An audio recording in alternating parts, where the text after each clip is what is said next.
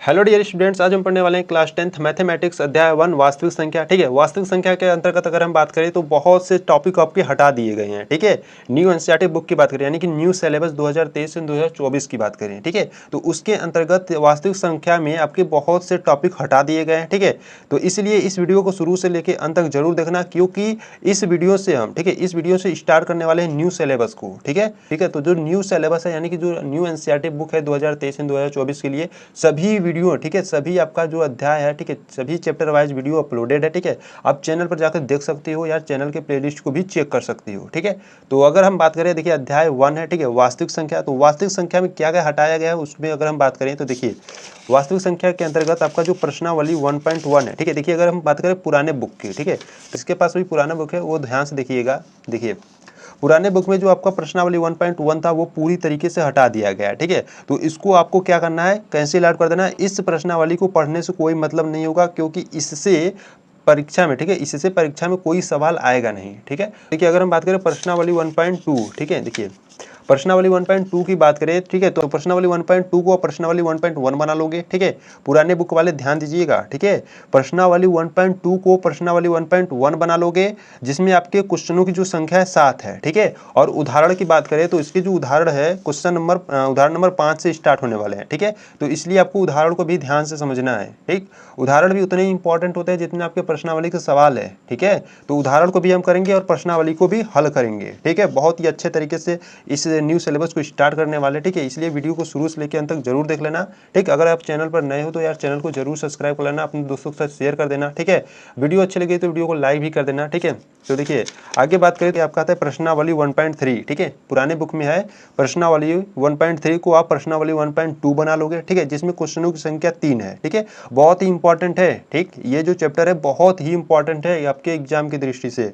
ठीक, तो इसके बाद आपका जो प्रश्नावली, ठीक है, देखिए इसके बाद आपका प्रश्नावली 1.4 था। ठीक है, इसके बाद आपका प्रश्नावली 1.4 था जो कि पूरी तरीके से हटा दिया गया है। ठीक है, तो ठीक है, देखिए जो चैप्टर हटा दिया गया है उन सभी को आपको नहीं पढ़ना है। ठीक है, उनको पढ़ने से कोई मतलब निकलेगा नहीं। ठीक है, तो प्रश्नावली 1.2 को हम स्टार्ट करने वाले हैं। ठीक है, तो प्रश्नावली 1.1 को हम स्टार्ट करने से पहले देखिए प्रश्नावली में नहीं अभी हल करेंगे। ठीक है, पहले क्या करेंगे, पहले सभी उदाहरण को हल करेंगे, फिर उसके बाद प्रश्नावली को हल करेंगे। ठीक है, सभी वीडियो का उद्देश्य यही होगा, पहले हम उदाहरण हल करेंगे फिर प्रश्नावली को हल करेंगे। ठीक है, तो देखिए तो प्रश्नावली 1.1, ठीक है, का जो उदाहरण नंबर जो 5 है। ठीक है, देखिए उदाहरण नंबर जो 5 है आप उसको उदाहरण नंबर 1 बना लोगे। ठीक है, क्योंकि न्यू सिलेबस में, ठीक है, न्यू सिलेबस बुक में आपका जो उदाहरण नंबर 5 है वो उदाहरण नंबर 1 के रूप में दिया गया है। ठीक है, इसीलिए अभी तक के लिए मैनेज कर लो जब तक बुक नहीं आती है न्यू। ठीक है, तो उदाहरण नंबर देखिए अगर हम बात करें 5 की, ठीक है, तो देखिए उदाहरण नंबर 1, ठीक है, अब ये उदाहरण नंबर 1 ही समझो इसको। ठीक है, देखिए तो उदाहरण नंबर 1 की बात करें तो उदाहरण नंबर 1 क्या कहता है, संख्याओं 4 की घाते n पर विचार कीजिए, जहां n एक क्या है, प्राकृतिक संख्या।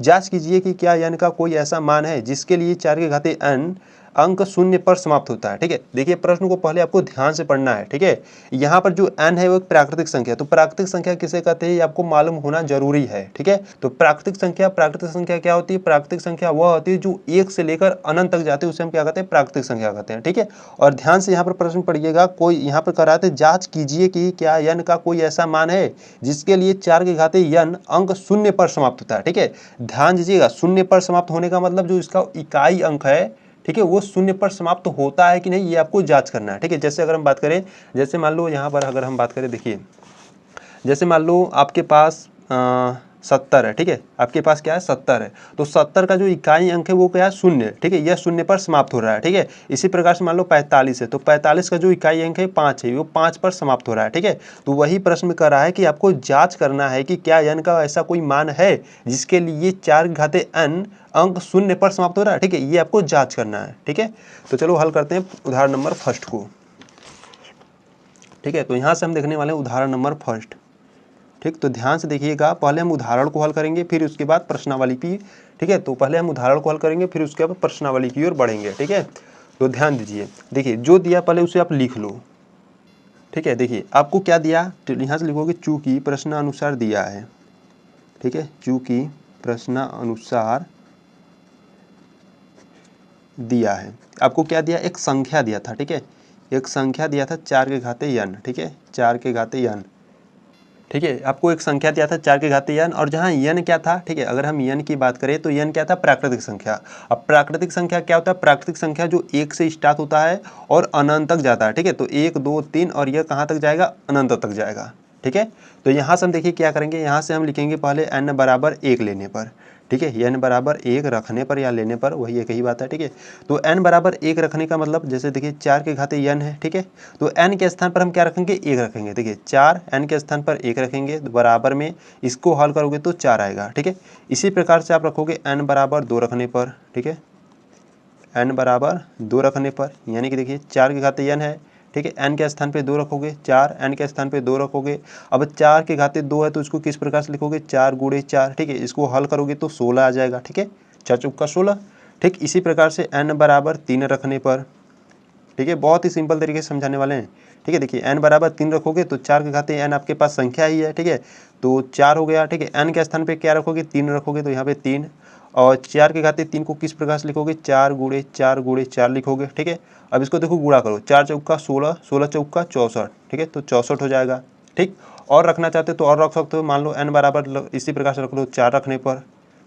ठीक है, n बराबर 4 रखने पर, तो 4 की घातीय n आपके पास संख्या है। ठीक है, तो 4 n के स्थान पे क्या रखोगे, 4 रखोगे, बराबर में इसको किस प्रकार से लिखोगे, 4 गुणे 4 गुणे 4 गुणे 4। ठीक है, देखिए अगर इसको नहीं लिखना चाहते हो तो आप डायरेक्ट इसका आंसर भी लिख सकते हो। ठीक है, तो ये आपको समझाने के लिए इस प्रकार से कर रहे हैं। ठीक है, देखिए अब आपको गुणा करना है। देखिए 4 चौका 16, 16 चौका 64, और 64 गुणे 4 कर दो। देखिए 64 गुणे 4 करो तो 4 चौका 16 की 6। ठीक है, हाथ में आया 1, 6 चौका 24 से 25, यानी कितना आ गया, 256। ठीक है, 256 आ गया। ठीक है, तो प्रश्न में देखिए आपको कह रहा था कि क्या अंक 0 पर समाप्त होता है, तो आपको ध्यान देना है, यहाँ पर 4 है, यहाँ पे 16, यहाँ पे 64, यहाँ पे 256, किसी में भी 0 पर कोई संख्या समाप्त नहीं होती है। ठीक है, नहीं हो रही है। ठीक, तो यहाँ से आप क्या लिखोगे, देखिए 0 पर समाप्त होगी कैसे, अगर हम बात करें 0 पर समाप्त होगी कैसे, जब आपका संख्या 2 गुणे 5 के रूप का हो। ठीक है, देखिए 2 गुणे 5 करोगे तो कितना आंसर आएगा, 10, जो कि 0 पर समाप्त हो रही है। ठीक है, या आप कर सकते हो 4 गुणे 5 करोगे तो कितना, 20, जो कि 0 पर समाप्त हो रही है। ठीक है, इसके रूप का नहीं है। ठीक है, तो यहाँ से आप लिखोगे, ठीक है, तो इस प्रकार से आप लिखोगे संख्या 4 के घातीय n। ठीक है, 4 के घातीय n को आप इस प्रकार से लिख सकते हो, 2 के घातीय 2n लिख सकते हो। ठीक है, में मात्र 2 की संख्या, ठीक है, मात्र 2 की संख्या है। ठीक है, मात्र किसकी संख्या है, 2 की संख्या, 5 की नहीं है। ठीक है, देखिए यहाँ पर क्या था, 2 की संख्या है, पर 5 की रहती तो, ठीक है, देखिए यहाँ पे 2 की संख्या और 5 की है, तब जाकर यहाँ पे 10 बना था। ठीक है, पर यहाँ पर 2 की संख्या है परंतु यहाँ पर 5 की संख्या नहीं है, इसीलिए यहाँ पर लिखोगे संख्या 4 के घातीय n बराबर, इसको लिख सकते हो। ठीक है, इसको आप इस प्रकार से लिख सकते हो। ठीक है, में मात्र 2 की संख्या है। ठीक है, 5 नहीं है, 5 नहीं है,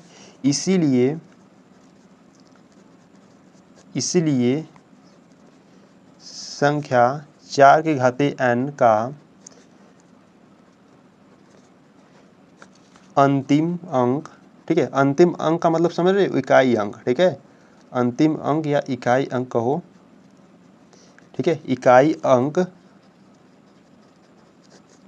कभी भी 0 पर समाप्त नहीं होगी। ठीक है, 0 पर समाप्त नहीं होगी। ठीक है, इस प्रकार से आपको लिख देना है। ठीक है, तो उम्मीद है आपको उदाहरण नंबर फर्स्ट अच्छे तरीके से समझ में आया होगा। ठीक है, तो कुछ नहीं करना था, आपको ये ध्यान देना था कि देखिए आपको एक संख्या दिया था 4 के घातीय n। ठीक है, और प्रश्न में आपसे ये पूछ रहा था कि आपको देखिए इस पर विचार करना था। ठीक है, और पूछ रहा था कि जांच कीजिए कि क्या, यानी कि ऐसा कोई मान है, ठीक है, n का ऐसा कोई मान है कि जिसके लिए 4 के घातीय n 0 पर समाप्त होता है। ठीक है, तो यहाँ पर हम n बराबर 1 रखें, n बराबर 2, n बराबर 3 और n बराबर 4 रख दिए। ठीक है, परंतु कोई भी संख्या 0 पर समाप्त नहीं हो रही है। ठीक है, इसीलिए यहाँ से आप लिख दोगे कि संख्या 4 के घातीय n। ठीक है, इसको लिखो या मत लिखो कोई मतलब नहीं है। ठीक है, लिखोगे आप संख्या 4 के घातीय n में मात्र 2 की संख्या है। ठीक है, 5 की नहीं है, इसीलिए संख्या 4 के घातीय n का अंतिम अंक, इकाई अंक कभी भी 0 नहीं हो सकता। ठीक है, या कभी भी 0 पर समाप्त नहीं होगी। ठीक है, इस प्रकार से आप लिख सकते हो। ठीक, तो यहाँ पर जो उदाहरण नंबर फर्स्ट है वो आपका कंप्लीट होता है। ठीक है, तो चलो उदाहरण नंबर सेकंड को देखते हैं। तो देखिए अब जो उदाहरण नंबर आपका 6 है, ठीक है, आपका जो उदाहरण नंबर 6 है उससे उदाहरण नंबर 2 बना लेना, ठीक है। तो जो आपको उदाहरण नंबर 6 है उसको उदाहरण नंबर 2 बना लेना, ठीक है। देखिए उदाहरण नंबर 2 की बात करें तो उदाहरण नंबर 2 की इस प्रकार से देखिए करा है, संख्याओं 6 और 20 के अभाज्य गुणनखंड विधि से HCF और LCM ज्ञात कीजिए, ठीक है। तो जो उदाहरण नंबर 2 था यानी कि एग्जाम्पल नंबर 2, ठीक है, आपको दिया था 6 और 20, ठीक है, 6 दिया था और आपको 20 दिया था, ठीक है। इसका HCF और LCM ज्ञात करना है, ध्यान से देखिए। अगर हम बात करें 6 को आप किस प्रकार से लिख सकते हो, देखिए अभाज्य गुणनखंड विधि से आपको ज्ञात करना है, यानी कि 6 को आप लिख सकते हो, देखिए 6 का क्या करो लसा ले लो, ठीक है, ठीक है। तो लसा आपको आता ही होगा, तो देखिए लसा कैसे निकालते हैं, यहाँ पर 6 है, ठीक है। अब पहले एकदम छोटी संख्या से काटो, यहाँ से पहले क्या करो 2 से काटो, तो 2 से कटेगा तो कितना आ जाएगा 3, ठीक है। 2 तिहाई 6 होता है यानी कि 3 बार में कटा, ठीक है, और यहाँ से 3 एक कम 3, ठीक है, यानी कि 6 को आप क्या लिख सकते हो, 6 को आप लिख सकते हो 2 गुणे 3 लिख सकते हो इस प्रकार से, ठीक है। तो यहाँ पे लिख दो 2 गुणे 3, ठीक है। इसी प्रकार 20 का अभाज्य गुणनखंड विधि द्वारा देखो, ठीक है, 20 का देखते हैं, तो 20 का भी इसी प्रकार से LCM निकालो। देखो 2 से काटो, पहले छोटी संख्या से काटोगे तो कितनी बार में कटेगा 10 बेरी में, ठीक है। फिर 2 से काटोगे तो कितनी बार में कटेगा 5 बेरी में, ठीक है। फिर 5 से काटोगे तो कट जाएगा, ठीक। तो यहाँ को यानी कि आप 20 को किस प्रकार से लिख सकते हो, 20 को आप लिख सकते हो 2 गुणे 2 गुणे 5 लिख सकते हो, ठीक है। तो यहाँ से लिख दो 2 गुणे 2 गुणे 5, ठीक है। इस प्रकार से पहले आपको लिख लेना है, ठीक है। तो देखिए यहाँ से हमको HCF और LCM ज्ञात करना है, ठीक है। तो यहाँ से अगर हम बात करें HCF की, तो HCF कैसे निकालोगे, देखिए अगर आपको यहाँ पे ध्यान देना है HCF निकालने के लिए, HCF कैसे निकालोगे, देखिए दोनों संख्याओं में जो कॉमन है, ठीक है, दोनों संख्या में यानी कि 6 में और 20 में दोनों में जो कॉमन है उसको ले लो, ठीक है। जैसे देखो इसमें भी 2 है, इसमें भी 2 है, ठीक है। तो यहाँ पे 2 2 क्या है, यहाँ पर उभयनिष्ठ है या कॉमन है, ठीक है।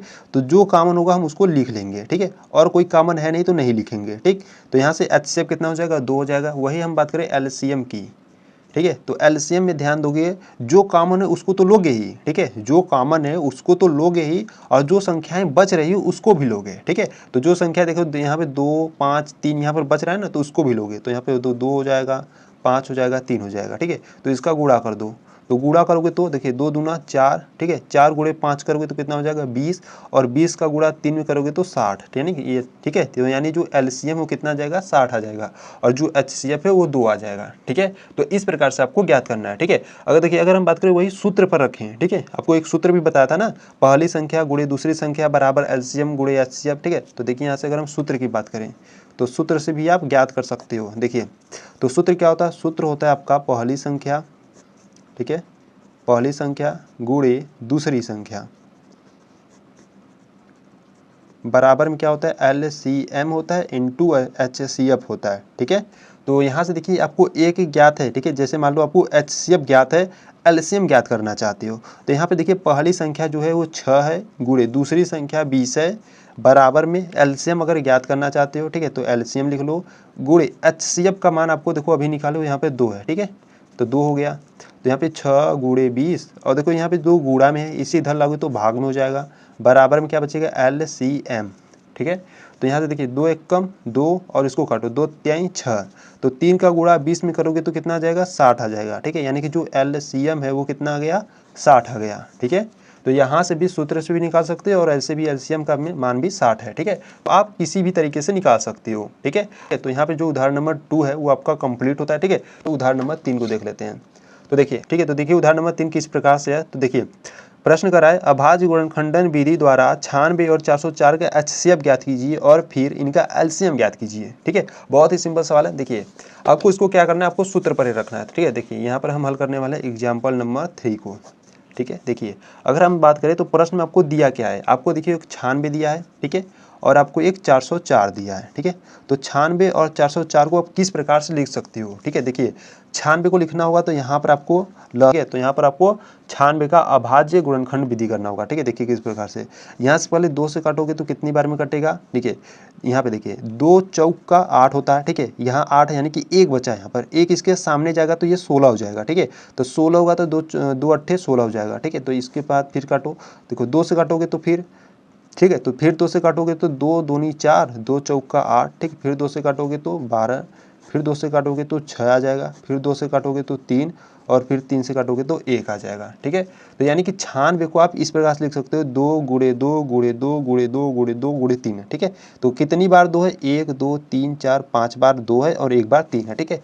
तो 1 2 3 4 5 और एक बार 3 है, यानी कि 96 को कुछ इस प्रकार से लिख सकते हो। ठीक है, इसी प्रकार 404 की बात करें तो देखिए 404 को किस प्रकार से लिखोगे, तो यहाँ से 2 से काटोगे तो 2 आ जाएगा। ठीक है, 0 फिर 2 आ जाएगा, फिर 2 से काटोगे तो 2 1 कम 2, 0 2 1 कम 2। ठीक, फिर अब 101 है तो 101 से ही कटेगा। ठीक है, यानी कि आप 404 को लिख सकते हो 2 गुणे 2 गुणे 101 लिख सकते हो।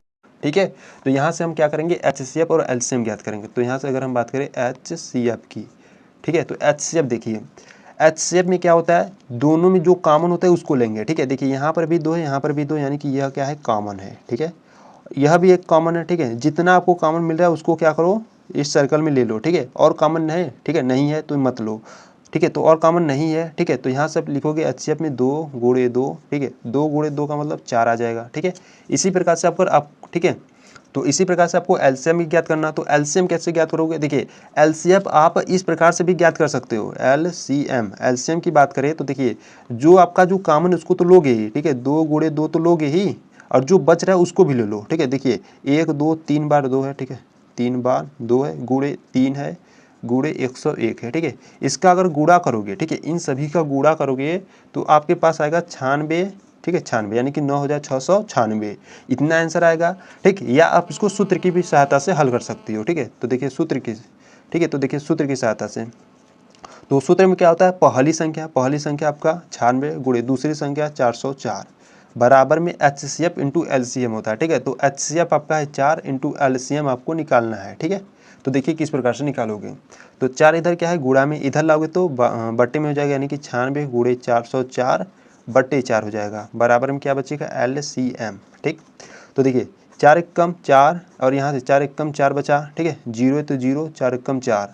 ठीक है, यानी कि 96 का गुणा जब 101 में करोगे तो LCM कितना निकलेगा, देखिए 96 का गुणा 101 में करोगे तो यहाँ से आ जाएगा 9696। ठीक है, बराबर LCM। ठीक है, तो यहाँ से जो LCM है इतना निकल गया। ठीक है, तो सूत्र से लगाओ या इससे लगाओ, ठीक है, दोनों का जो मान है वो सेम होगा। ठीक है, तो जो यहाँ पर उदाहरण नंबर 3 था वो कंप्लीट होता है। ठीक है, तो चलो उदाहरण नंबर 4 को देख लेते हैं। ये देखिए उदाहरण नंबर 4 की बात करें तो उदाहरण नंबर 4 में देखिए किस प्रकार से है।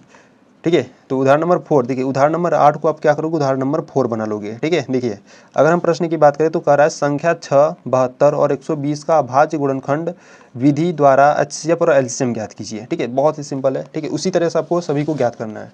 तो देखिए, ठीक है, तो यहाँ से हम, ठीक है, तो यहाँ से हम उदाहरण नंबर 4 को देखने वाले हैं। ठीक है, तो देखिए आपको क्या क्या, ठीक है, तो अब देखिए आपको क्या क्या संख्या दिया, आपको दिया संख्या 6 दिया है। ठीक है, और आपको 72 दिया है। ठीक, और आपको 120 दिया है। ठीक है, आपको 3 संख्या दिया। अब आपको इसको अभाज्य गुणनखंडन विधि द्वारा हल करना है। ठीक है, देखिए अगर 6 की बात करें तो 6 को आप किस प्रकार से लिखोगे, 2 से काटोगे तो 3 आएगा। ठीक है, फिर 3 से काटोगे तो 1, यानी कि 6 को लिख सकते हो 2 गुणे 3 लिख सकते हो। ठीक है, इसी प्रकार 72 की बात करें तो देखिए 72 को किस प्रकार से लिखोगे, 2 से काटोगे तो 36 आएगा। ठीक है, फिर 2 से काटोगे तो 18, फिर 2 से काटोगे तो 9, 3 से काटोगे तो 3। ठीक है, फिर 3 से काटोगे तो 1।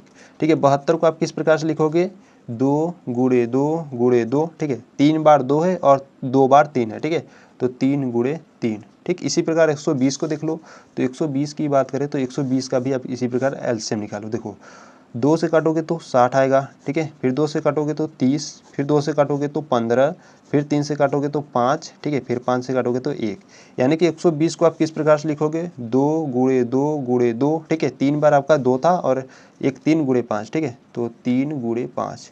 ठीक है, 120 को आप इस प्रकार से लिख सकते हो। ठीक है, तो ध्यान दीजिएगा, आपको अगर हम बात करें तो यहाँ से आपको HCF निकालना है। ठीक है, तो देखिए HCF में क्या होता है, अब देखिए यहाँ पर अब तीनों में जो कॉमन होगा उसको लेना है। ठीक है, तीनों में कौन कॉमन है, यहाँ पर देखिए 2 इसमें भी, 2 इसमें भी, 2 इसमें भी, तो यहाँ पे 2 जो है वो सभी में मिल रहा है। ठीक है, 2 सभी में मिल रहा है।